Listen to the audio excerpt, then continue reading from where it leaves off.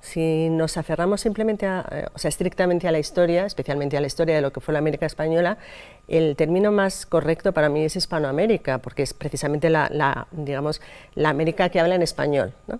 Si incluimos a Brasil, entonces nos tenemos que referir a Iberoamérica, puesto que son los territorios que pertenecieron a los dos grandes reinos de la península ibérica.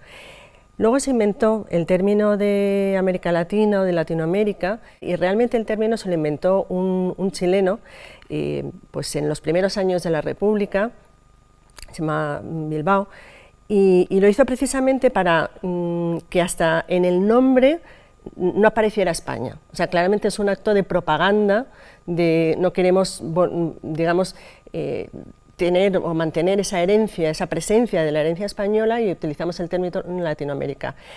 En su origen es un poco falsedad y ya digo, es propagandístico, ¿no? Que tiene su razón de ser en el contexto de las independencias o del nacimiento de las repúblicas.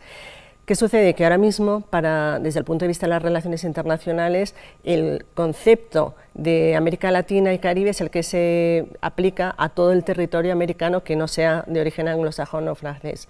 Entonces, utilizamos ese término, aunque desde el punto de vista histórico los más correctos son Hispanoamérica, si hablamos de la América que habla español, o Iberoamérica, si hablamos de la América que habla español y portugués.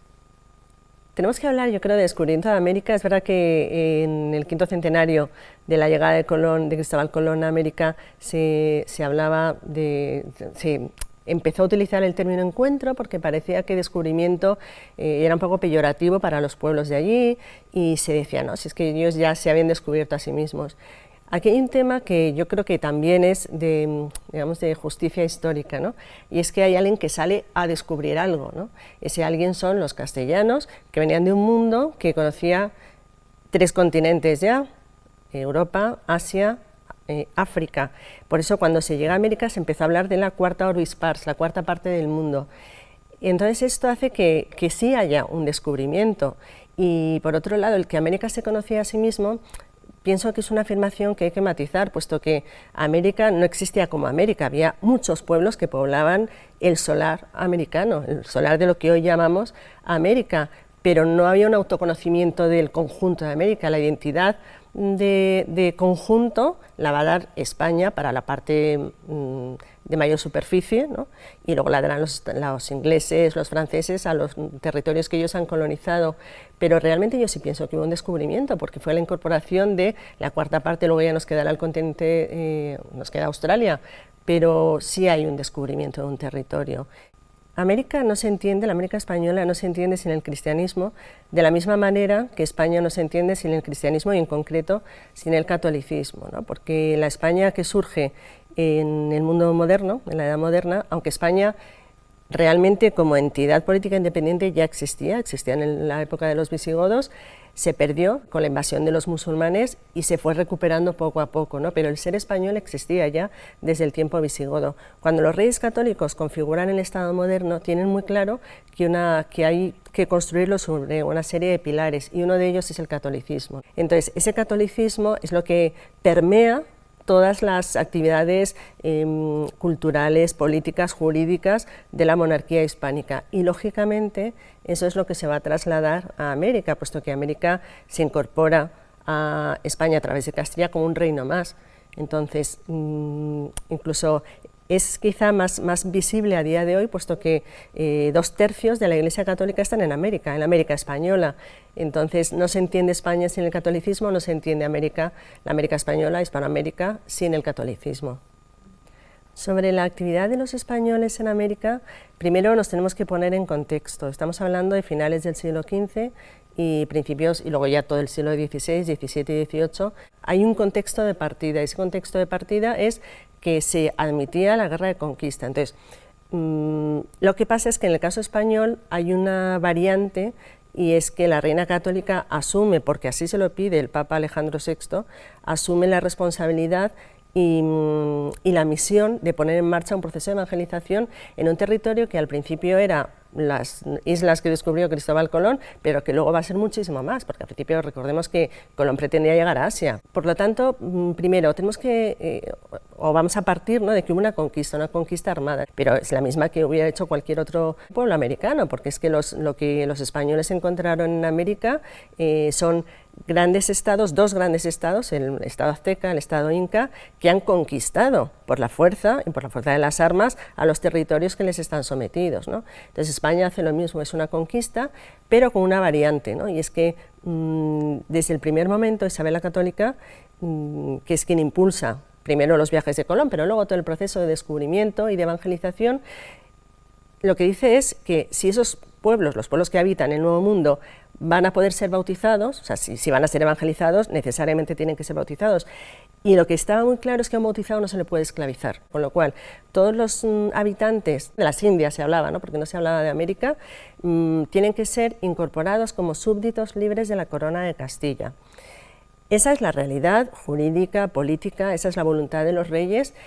¿Que siempre se cumplía? Pues unas veces sí, otras veces no, como en cualquier momento de la historia, ¿no? Pero sí es verdad que tenemos una gran cantidad de reglamentaciones, de ordenaciones jurídicas que van precisamente a la protección de ese indígena. ¿Se hace uso de los recursos que están en América? Sí. ¿Eso quiere decir que hay un expolio?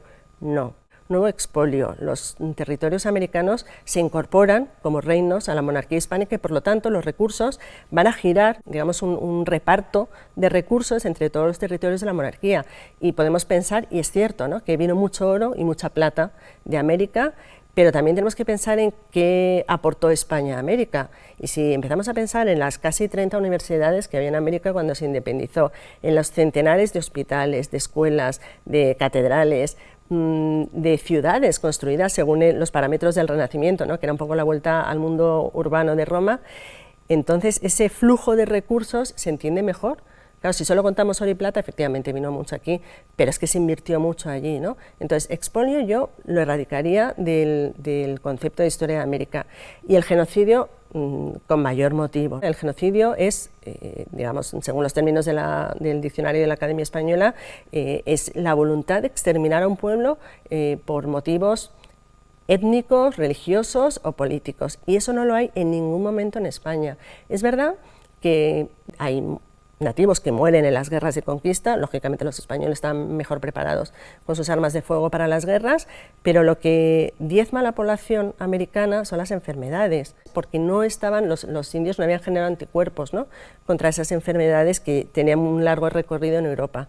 Pues pienso que en el momento que estamos viviendo nosotros ahora, precisamente con la COVID-19, nos puede hacer pensar en lo que puede llegar a ser una epidemia para la que no estamos preparados. Por tanto, genocidio no, y además, primero, no hay ninguna voluntad de exterminio, lo que hay es voluntad de evangelizar. Entonces no vamos a matar a los habitantes de un territorio en los que hemos asumido la responsabilidad, ¿no?, en el caso de los reyes católicos y después de Carlos I, de Felipe II, han asumido la responsabilidad de evangelizar. No hay ninguna intencionalidad de acabar con la vida de esas personas, con lo cual ni expolio ni genocidio. Creo que hay una leyenda negra en torno a la historia de España. Y es verdad que se ha considerado en ocasiones, ¿no?, a España como una anomalía en el conjunto de Europa. Está Europa entera y luego España, ¿no?, aquella frase famosa, África comienza en los Pirineos, en el fondo responde a un estereotipo que se difundió sobre todo en la época de la Ilustración, ¿no? Pero es verdad que algunos, con cierto complejo, se creyeron lo que los franceses decían, ¿no?, aquello de España no ha aportado nada a Europa en los últimos 3 siglos, cuando España fue la gran potencia europea durante los finales del XV, XVI, XVII fundamentalmente.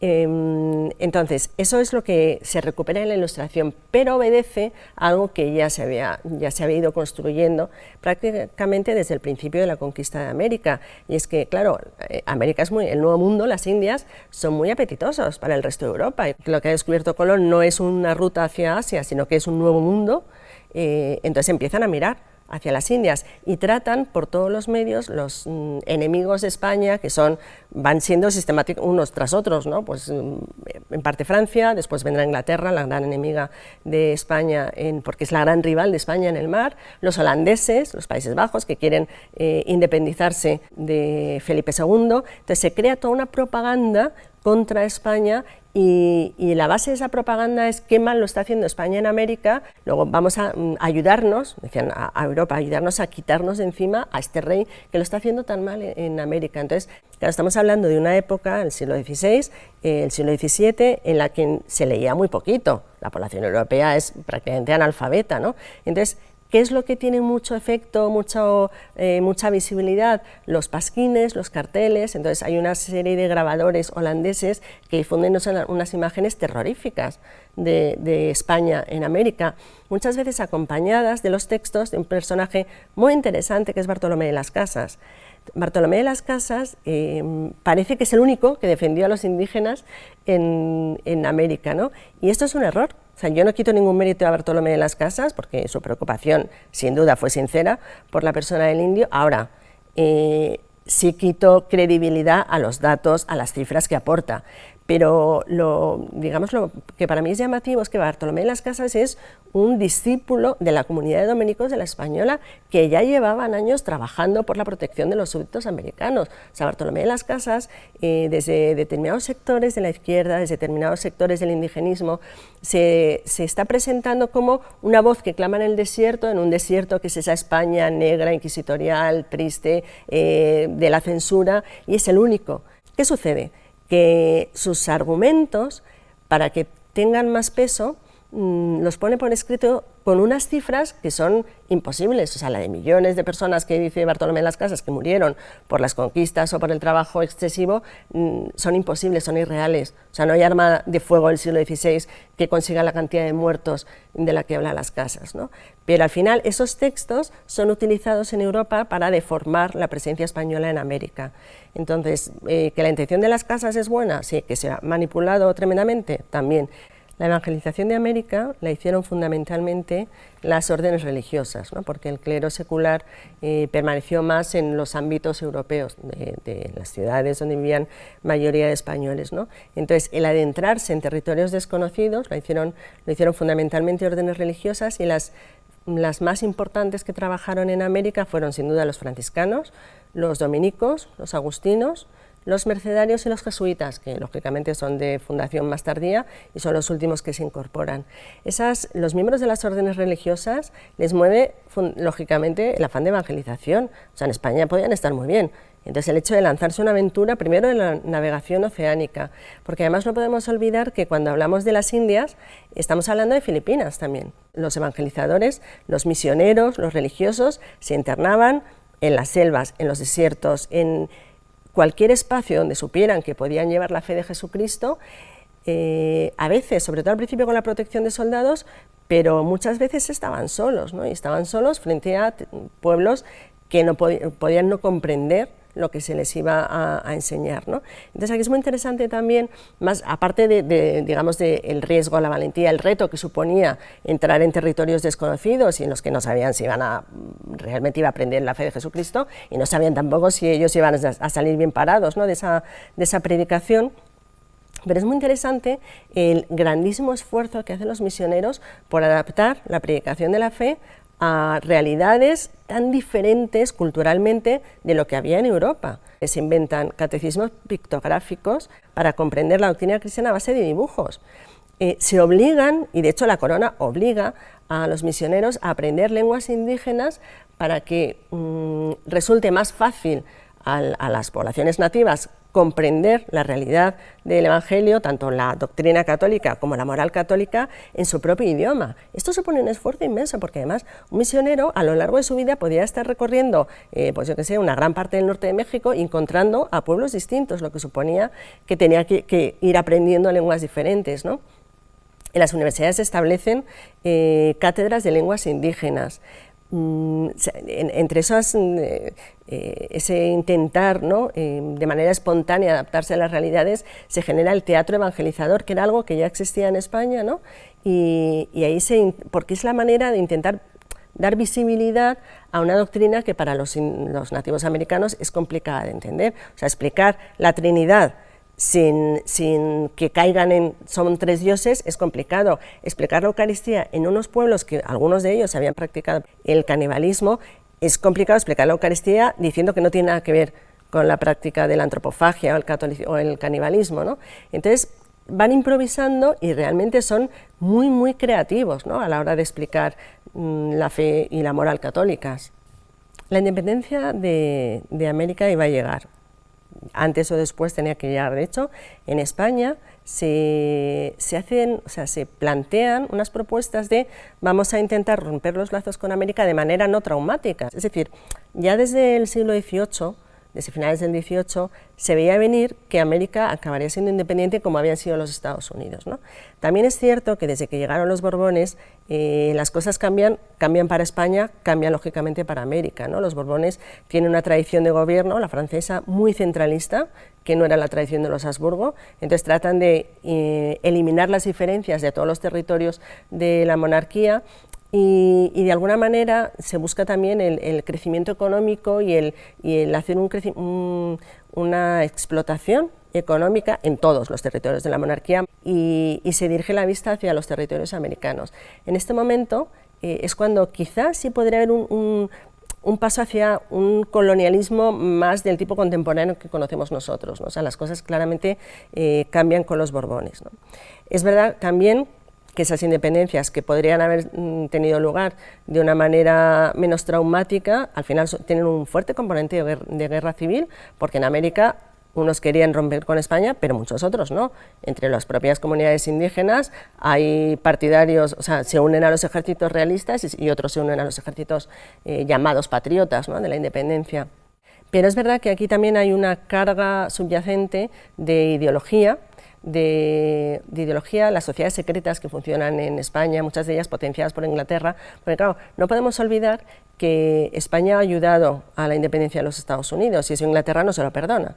Y por otro lado, que desde el punto de vista comercial, la América española es muy apetecible y el monopolio lo tenía España. Ciertamente los ingleses apoyan todos los movimientos independentistas, tanto directamente con la presencia de soldados ingleses en los ejércitos independentistas, como a través de esas sociedades secretas que funcionan en Cádiz y que van a tener sus réplicas en América, ¿no? Si quieres ver más contenidos de Alto y Claro TV, suscríbete a nuestro canal de YouTube.